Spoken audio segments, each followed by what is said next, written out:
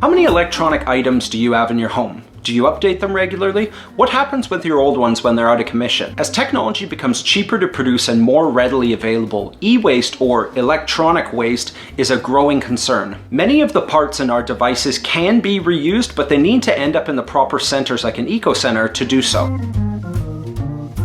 When electronic items are improperly disposed of or broken in transport, the chemicals inside them end up in the air, water, soil, and also in the bodies of those receiving them and processing them. This is the reason that this isn't not only an environmental issue, but a social one as well.